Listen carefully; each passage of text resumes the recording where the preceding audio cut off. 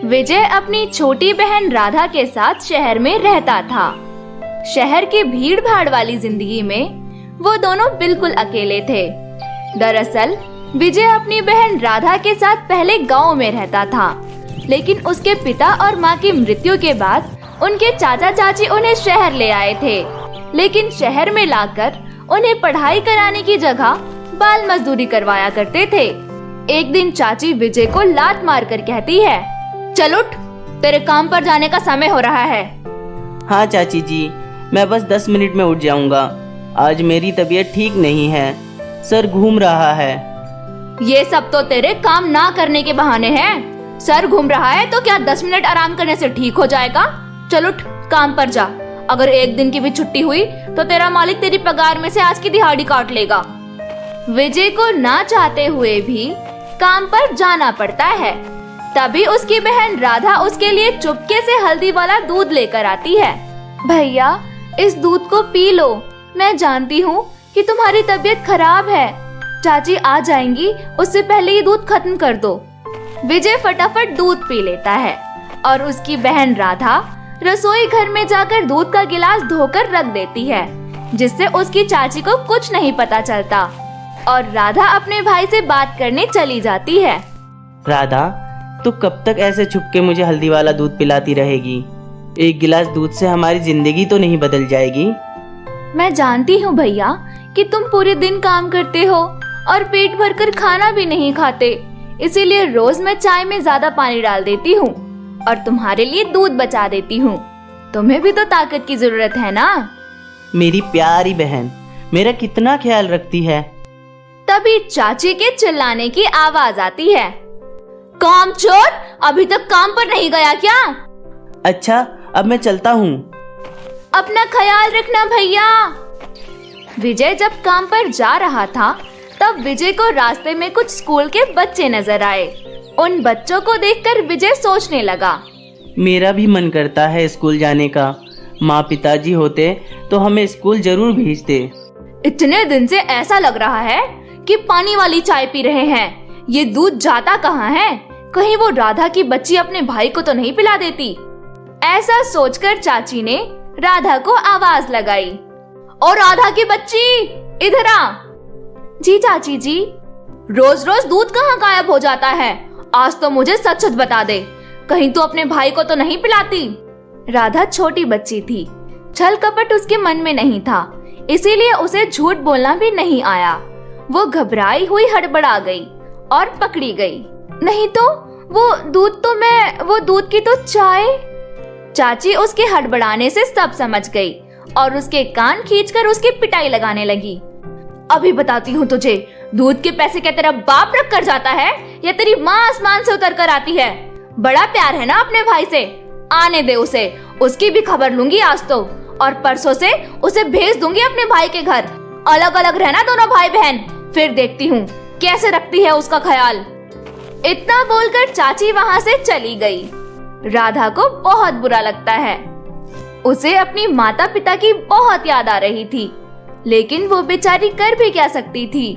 रात को जब उसका भाई घर आया तब उसकी चाची ने चिमटा गरम कर कर दोनों भाई बहन के हाथ पर दाग दिया।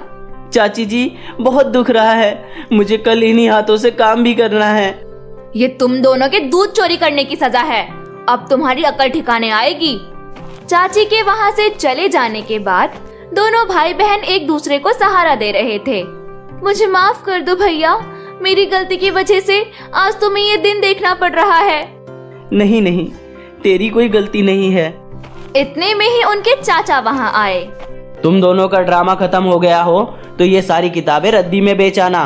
मेरा पीयूष अभी हॉस्टल गया है ना, तो उसके पीछे उसकी सारी पुरानी बुकें अब रद्दी ही है, और जो भी पैसा मिले सीधे मुझे ला कर देना। 1 भी रुपए चोरी किया तो तुम्हारी खैर नहीं। इतना कहकर चाचा उन्हें कुछ किताबें देकर वहाँ से चले गए।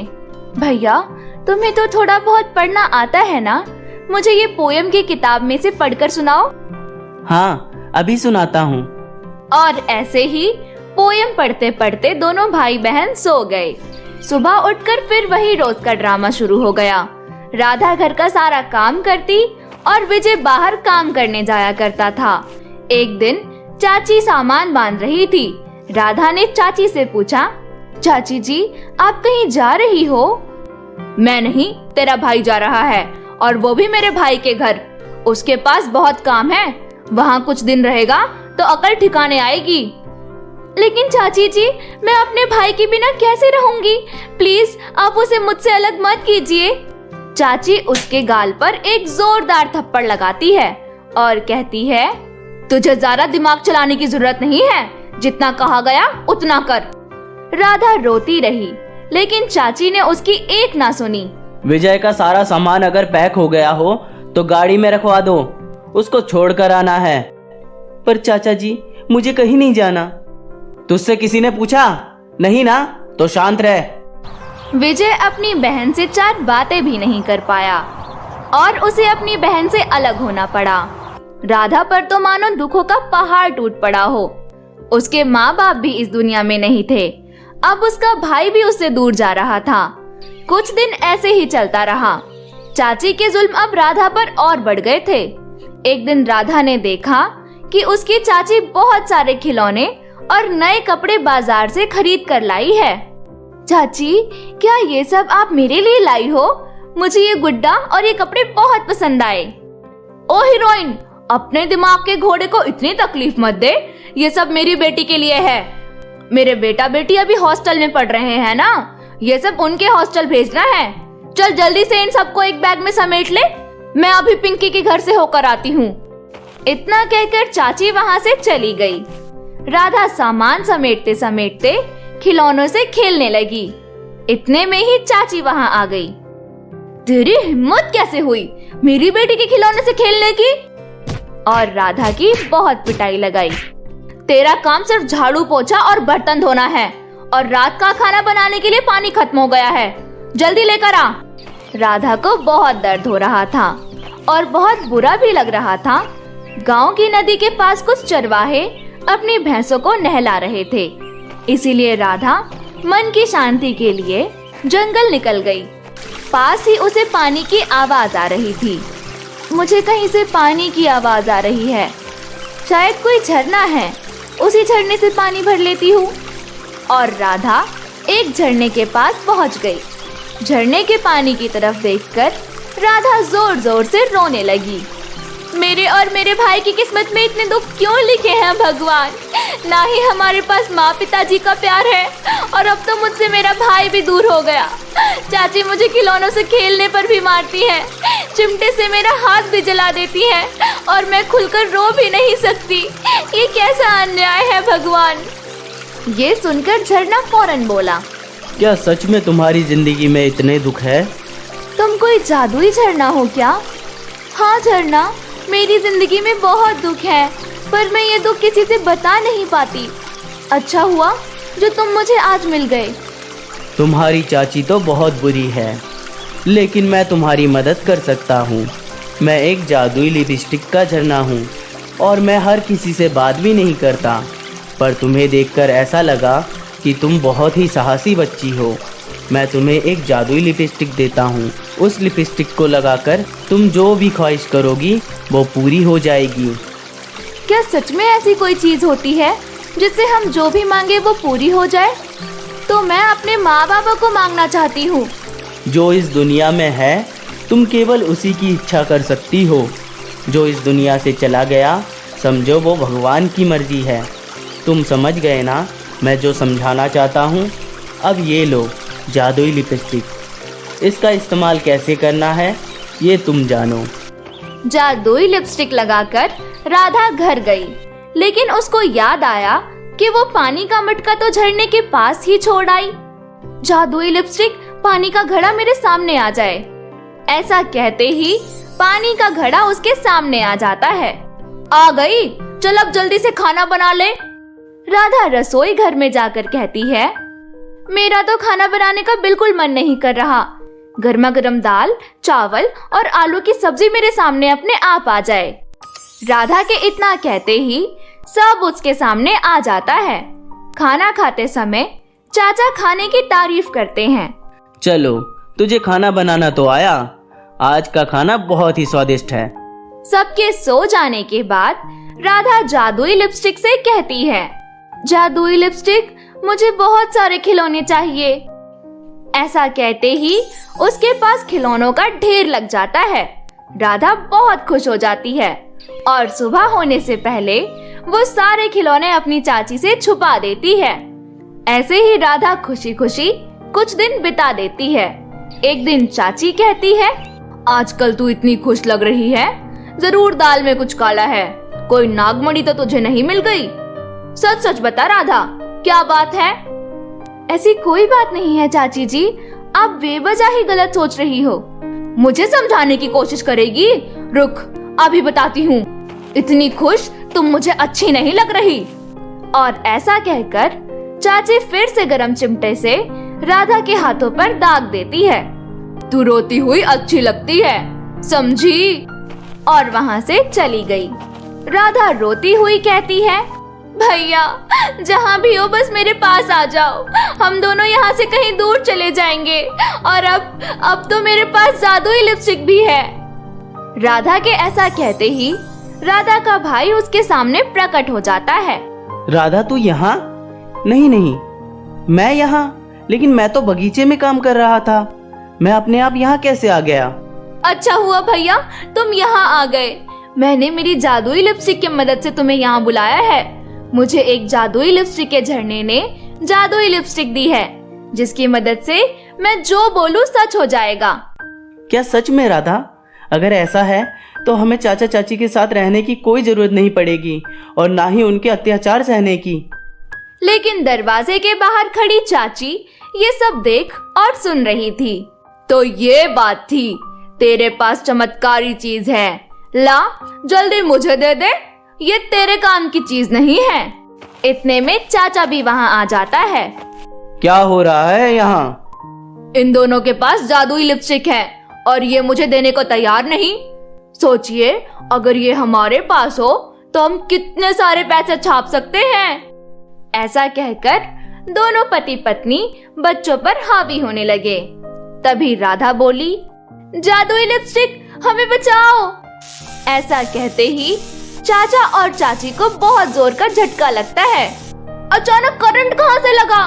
मुझे तो मेरी नानी याद आ गई। तुम दोनों को तो मैं अभी बताता हूँ। चाचा जैसे ही उन दोनों के पास जाने की कोशिश करता है, उन्हें फिर करंट लगता है। वो दोनों अब समझ गए कि अब वो दोनों भाई बहन को छू भी नहीं सकते। बहुत हुआ अत्याचार, अब मैं और राधा इस घर में बिल्कुल भी नहीं रहेंगे। हम यहाँ से जा रहे हैं। उस समय लालच में आकर चाची उन्हें रोकने की कोशिश करती है, लेकिन राधा उन्हें फिर से करंट के झटके याद दिला देती है। जादुई लिपस्टिक के झरने की वजह से अब राधा और विजय की जिंदगी से सारी परेशानियां दूर हो चुकी थी। उन्हें जो भी जरूरत महसूस होती वो उस जादुई लिपस्टिक से मांग लिया करते थे। अब वो दोनों स्कूल में पढ़ने भी जाया करते थे और एक दूसरे के साथ बहुत खुश थे। ये कहानी है श्वेता की। श्वेता जब 4 साल की थी तभी उसके माता पिता इस दुनिया को छोड़कर चले गए थे, लेकिन गांव में उनके पास बहुत जमीन जायदाद थी। इसीलिए शहर में रह रहे श्वेता के चाचा को लालच आया और वो श्वेता को अपने साथ शहर ले आए। दरअसल श्वेता जब 25 साल की हो जाएगी तब सारी दौलत अपने आप ही श्वेता के नाम हो जाएगी। ऐसा उसके माता पिता मरने से पहले लिखवा कर गए थे और इसी लालच में श्वेता के चाचा चाची उसे अपने साथ रख रहे थे। वो केवल श्वेता के 25 साल के होने का इंतजार कर रहे थे। शहर की भीड़ भाड़ वाली जिंदगी में श्वेता बिल्कुल अकेली थी। वो रोज अपने माता पिता को याद किया करती और खुद को अकेला महसूस करती थी। श्वेता के चाचा चाची की एक बेटी भी थी जिसका नाम था रीमा। लेकिन वो कहते हैं ना, बच्चे बड़ों को देखकर ही सब सीखते हैं। उसने बचपन से ही अपने माता पिता को श्वेता के साथ बुरा बर्ताव करते देखा था, इसीलिए वो खुद भी कभी श्वेता को बहन नहीं मानती थी। रीमा, तुम्हारे पास तो बहुत सारी ड्रेस है ना, क्या तुम मुझे अपनी कोई सी भी एक अच्छी सी ड्रेस दे सकती हो? वो क्या है ना, कल कॉलेज में जो पार्टी है उसमें पहनकर जाने के लिए मेरे पास कुछ भी नहीं है। तुम्हारे पास बहुत सारे अच्छी अच्छी ड्रेस हैं। मेरे कपड़ों की और नजर भी डाली ना तो तुम्हारी आंखें निकाल लूंगी, और मेरा कोई भी कपड़ा तुम्हारे बदन पर गया तो मैं उसको जला दूंगी, अपने पास नहीं रखूंगी, समझ गई तुम? रीमा का चिल्लाना सुनकर उसकी माँ गायत्री वहाँ आ जाती है। अरे क्या हुआ बेटी, क्यों चिल्ला रही है? देखिए ना माँ, ये श्वेता मुझसे मेरे कपड़े मांगने आई है। इससे कह दीजिए चली जाए यहाँ से, इससे पहले मैं यहाँ कोई तहलका मचा दूं। वो चाची जी, कल पार्टी में पहन के जाने के लिए मेरे पास कुछ भी नहीं है, तो मैंने सोचा कि क्यों ना मैं अपनी बहन से ही कुछ मांग लूं। तेरे जन्मदिन पर तेरे चाचा जो लाए थे तेरे लिए, वो कहाँ गया? वो पहनकर ही पार्टी में जाना। मेरी बेटी के पास क्या दुकान लगी है कपड़ों की? लेकिन चाचा जी तो 6 साल पहले मेरे लिए वो तोहफा लेकर आए थे, और अब तो वो ड्रेस मुझ में बहुत लूज होती है, फट भी गई है। वो पहनकर मैं कैसे? तेरी इन बेतुकी बातों के लिए मेरे पास समय नहीं है, बहुत काम है मुझ पर। और तुझे तो शुक्र अदा करना चाहिए हमारा, जो हम तुझे अपनी बेटी की तरह कॉलेज में पढ़ा रहे हैं, और तू है कि डिमांड पर डिमांड करती जा रही है। ये बात सुनकर श्वेता कुछ ना कह सकी और आंखों में आंसू लिए वो वहां से चली गई। और अगले दिन पार्टी में सभी बहुत सुंदर सुंदर ड्रेस पहनकर आए थे, लेकिन सिर्फ श्वेता ही 6 साल पुराने कपड़े पहनकर पार्टी में मौजूद हुई। उसे पार्टी में देखकर रीमा चुपचाप उसके पास आई और कहने लगी, इस पार्टी में बहुत अच्छे अच्छे लोग आए हैं, और तू ये फटे हुए कपड़े पहनकर यहाँ आ तो गई, लेकिन मुझसे हर जगह चिपकने की कोई जरूरत नहीं है। लेकिन तुम भी मुझसे दूर रहोगी तो मैं किसके पास जाऊंगी रीमा? तुम तो मेरी बहन हो ना। मुझे बार बार बहन बोलना बंद करो, ऐसा लगता है कि कोई मुझे गाली दे रहा है। कि तभी वहाँ रीमा की एक सहेली आती है। रीमा, मुझे यकीन नहीं होता, ये कपड़े पहनकर कोई पार्टी में भी आ सकता है? तू तो बहुत सुंदर लग रही है, लेकिन इसे तो देख, ऐसा लग रहा है भीख मांगने आई हो।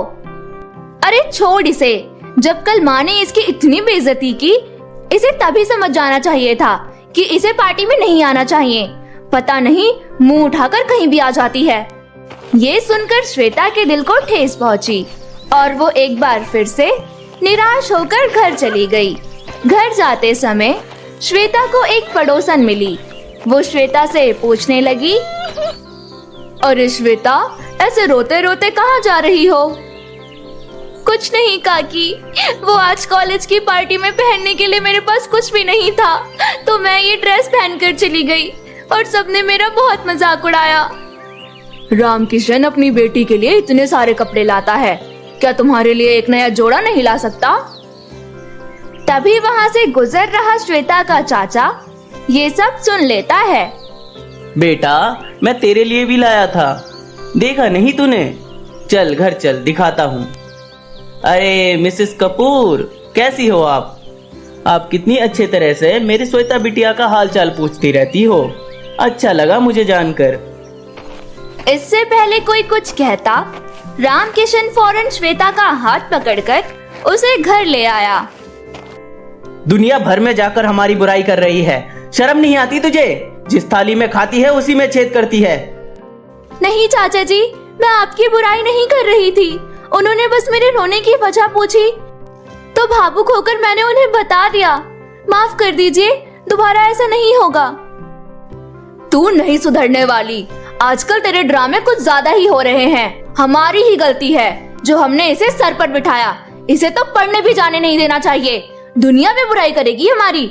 रुक, तुझे तो अभी बताती हूँ, मेरी बेटी की बराबरी करेगी, तेरा इलाज तो मैं अभी करती हूँ। ऐसा कहकर चाचा और चाची दोनों मिलकर श्वेता को मारने लगे।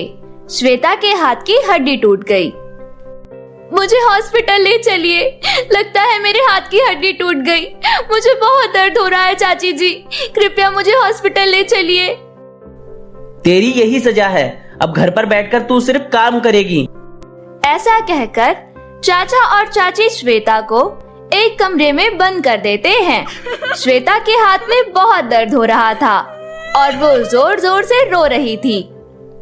तभी श्वेता की नजर पास में रखी परियों की एक किताब पर जाती है। उसे देखते हुए श्वेता कहती है, आज मुझे माँ की याद बहुत ज्यादा आ रही है।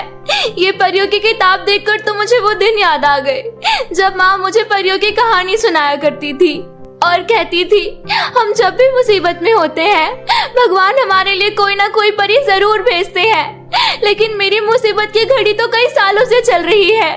क्या भगवान ने मेरे लिए कोई परी नहीं बनाई? क्या माँ भगवान जी से मेरे बारे में कभी बात नहीं करती? मेरे हालातों पर किसी को दया नहीं आती। मेरे हाथ में तो बहुत दर्द हो रहा है। ऐसे जीने से तो अच्छा है कि मैं मर ही जाती। वहाँ एक तेज रोशनी प्रकट होती है और रोशनी के साथ वहाँ एक परी भी प्रकट होती है, जिसे देखकर श्वेता हैरान रह जाती है। आपके पास तो पंख हैं और आप अचानक यहाँ कैसे आई? क्या आप सच में कोई परी हो या सिर्फ मेरी कोई सोच का हिस्सा? मैं सच में एक परी हूँ। अभी तुम बात कर रही थी ना मेरे बारे में, मुझे लगा कोई मुझे इतना याद कर रहा है तो मुझे जाना चाहिए। मैं यहाँ तुम्हारी मदद करने आई हूँ। इसका मतलब माँ जो कहानियाँ सुनाया करती थी सारी कहानियाँ सच थी। मुझे आपकी मदद की बहुत जरूरत है। कृपया कुछ ऐसा कीजिए जिससे मेरा हाथ पहले की तरह ठीक हो जाए और मुझे नहीं रहना इस परिवार के साथ। तभी परी चुटकी बजाती है और वहाँ एक चक्की प्रकट करती है। ये जादुई लिपस्टिक की चक्की है। इस जादुई लिपस्टिक की चक्की को तुम जितनी बार घुमाओगी उतनी ही लिपस्टिक इस चक्की से बाहर आएगी और उस लिपस्टिक को लगाकर तुम जो भी कहोगी वो सच हो जाएगा। क्या सच में? अगर ऐसा है तो मैं अपने इस टूटे हुए हाथ से इस चक्की को घुमाने में कोई कसर नहीं छोड़ूंगी। तुम तो बहुत बहादुर हो। अच्छा, अब मैं चलती हूँ। इस चक्की का इस्तेमाल करना मैंने तुम्हें बता दिया। आशा है इससे तुम्हारी मदद होगी। इतना कहकर वो परी चुटकी बजाते ही वहाँ से गायब हो जाती है। श्वेता आंखों में आशा लिए उस चक्की को घुमाती है। उसके हाथ में बहुत दर्द हो रहा था, लेकिन वो हिम्मत नहीं हारती। उस चक्की को घुमाना बहुत मुश्किल था, लेकिन चक्की घूम ही जाती है। चक्की घूमते ही उस चक्की से एक लिपस्टिक बाहर आती है। उसके बाद श्वेता वो लिपस्टिक अपने होठों पर लगाती है। लिपस्टिक लगाने के बाद वो कहती है, जादुई लिपस्टिक मेरा हाथ ठीक कर दो, बिल्कुल पहले की तरह। और ऐसा कहते ही श्वेता का हाथ बिल्कुल पहले की तरह ठीक हो जाता है। अब उसके हाथ में बिल्कुल दर्द नहीं हो रहा था। ये सच में जादुई लिपस्टिक है। लिपस्टिक, अब मुझे बहुत जोर से भूख लगी है, मेरे लिए कुछ खाने को ला दो। ऐसा कहते ही श्वेता के सामने 56 भोग की थाली आ जाती है। श्वेता तो बहुत खुश हो जाती है। लिपस्टिक, मेरे पास कोई अच्छी सी ड्रेस भी नहीं है, प्लीज मेरे लिए एक बहुत सुंदर सी ड्रेस ला दो। और श्वेता के ऐसा कहते ही उसके सामने एक बहुत सुंदर गाउन आ जाता है। श्वेता बहुत खुश थी।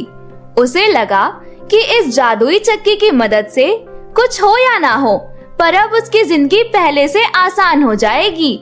लेकिन ये चमत्कार होते हुए उसकी चाची चुपके से देख लेती है, जिसके बाद वो बिना समय गवाए अपनी बेटी और पति के पास जाकर उन्हें सारी बात बताती है। ये कैसी बातें कर रही हो माँ? जादुई चक्की जैसी कोई चीज नहीं होती, वो भी जादुई लिपस्टिक की चक्की। मैं मान ही नहीं सकती। कहीं मेरी शराब तुमने तो नहीं पी ली? आप चुप रहिए। यकीन नहीं है ना आपको? आज रात होते ही चुपके से उस श्वेता के कमरे में जाकर मैं वो जादुई चक्की चुराकर अपने कमरे में ले आऊंगी। उसके बाद आपका मुंह बंद हो जाएगा। और रात होते ही जब श्वेता सो जाती है, तब उसकी चाची चुपके से उसके कमरे में आकर वो जादुई चक्की चुरा लेती है। ये चक्की तो सच में शानदार लग रही है। जल्दी से अब लिपस्टिक निकाल कर दिखाओ। माँ, मैं कोशिश करूंगी। चक्की चक्की लिपस्टिक निकाल। और ऐसा कहते हुए रीमा चक्की घुमा रही थी, लेकिन उस चक्की से लिपस्टिक तो नहीं बल्कि बहुत सारे कीड़े मकोड़े बाहर आने लगते हैं।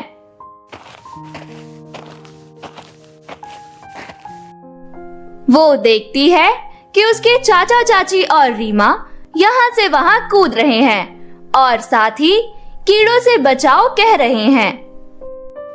बेटा, हमें इन कीड़ों से बचाओ। लेकिन चाची जी, यहाँ तो कोई कीड़ा नहीं है। तभी तीनों का ध्यान जाता है कि वहाँ से अब सारे कीड़े गायब हो चुके थे। तभी श्वेता की नजर उस जादुई चक्की पर जाती है। श्वेता कुछ कह पाती उससे पहले ही रीमा कहने लगी, ये सब इस मनहूस की ही चाल है माँ। मैं तो कह रही हूँ इसे अभी के अभी घर से बाहर निकालो। तू सही कह रही है बेटी, अब इसका यहाँ रहना खतरे से खाली नहीं है। ऐसा कहकर चाची श्वेता के बाल पकड़ती है, लेकिन श्वेता के बाल पकड़ते ही चाचा चाची और रीमा को चक्की के द्वारा एक जोरदार करंट लगता है। उनके सारे बाल खड़े हो जाते हैं। ये क्या हो गया? तभी चक्की से आवाज आती है, आज से मैं श्वेता की रक्षक हूँ। अगर तुम में से किसी ने भी उसे चोट पहुँचाने की कोशिश की तो तुम्हारा अंजाम इससे भी बुरा हो सकता है। मुझ में से जादुई लिपस्टिक निकलेगी, लेकिन वो केवल श्वेता के घुमाने पर। तुम जैसे बुरे लोगों से मुझ पर कोई असर नहीं होने वाला। नहीं चक्की, आज के बाद हम कभी भी श्वेता पर कोई अत्याचार नहीं करेंगे और उसकी जायदाद पर भी कोई हक नहीं जताएंगे। ये वादा रहा। भगवान के लिए हमें छोड़ दो। अरे तुम दोनों भी तो कुछ कहो। हाँ, आज के बाद मैं भी श्वेता के साथ बिल्कुल बहन की तरह रहूंगी। बस हमें छोड़ दो। ये सब देखकर श्वेता को अच्छा नहीं लग रहा था, लेकिन उसे कहीं ना कहीं अब खुशी थी, क्योंकि अब डर से ही सही लेकिन उसका परिवार अब उससे अच्छे से पेश आया करेगा। और ऐसा ही हुआ। जादुई लिपस्टिक की चक्की के डर से चाचा चाची और रीमा पूरे समय बस श्वेता की खिदमत में ही लगे रहते थे। श्वेता को किसी भी चीज की जरूरत होती तो वो जादुई लिपस्टिक की चक्की से कहकर मंगवा लेती थी। अब उसके परिवार में अच्छा व्यवहार भी किया जा रहा था और जादुई लिपस्टिक की चक्की की मदद से उसका पूरा परिवार अब उसके साथ अच्छे से पेश आ रहा था। परी, तुम्हारा बहुत बहुत शुक्रिया जो तुमने मुझे लिपस्टिक की चक्की दी। डर से ही सही, लेकिन अब मेरा पूरा परिवार मुझसे अच्छे से बात करता है। अब मैं बहुत खुश हूँ।